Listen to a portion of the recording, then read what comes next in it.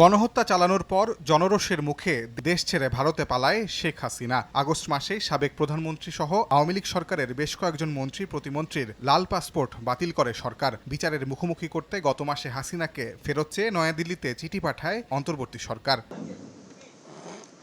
মঙ্গলবার প্রধান উপদেষ্টার প্রেস উইং জানায়, শুধু শেখ হাসিনা বা তার মন্ত্রীরা নয়, জুলাই গণহত্যার সঙ্গে জড়িত ৭৫ জন এবং আওয়ামী আমলে গুমের সঙ্গে জড়িত ২২ জনের পাসপোর্ট বাতিল করেছে সরকার। ট্রাভেল ডকুমেন্টে ভারতে অবস্থান করছে শেখ হাসিনা।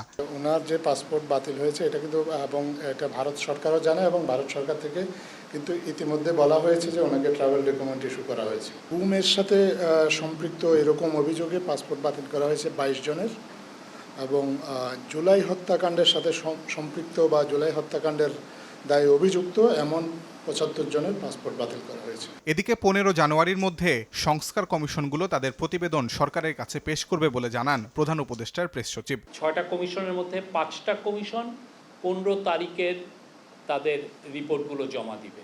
এছাড়া আগামীকাল থেকে প্রবাসীদের ই পাসপোর্ট পাওয়ার ক্ষেত্রে SMS সার্ভিস চালু হচ্ছে। পাশাপাশি দাপ্তরিক কারণে দীর্ঘদিন আটকে থাকা প্রবাসীদের MRP পাসপোর্ট আবেদনের অধিকাংশ প্রস্তুত হয়েছে বলেও জানানো হয় ব্রিফিংয়ে। ই পাসপোর্ট পাওয়ার ক্ষেত্রে এই SMS সার্ভিসটা বিদেশেও চালু হবে প্রবাসী বাংলাদেশিদের জন্য। ১,৯৭,০০০ মেশিন রিডেবল পাসপোর্ট প্রবাসী ভাই বোনেরা যারা আবেদন করেছিলেন সেগুলো পেন্ডিং ছিল প্রিন্টিংয়ের জন্য।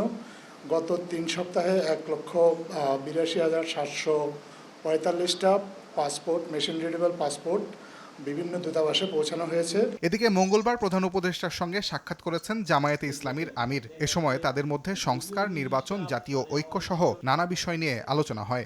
একটা সৌহার্দ্যপূর্ণ পরিবেশে কথাবার্তা হয়েছে। তাজওয়ার মাহমিদ, সময় সংবাদ।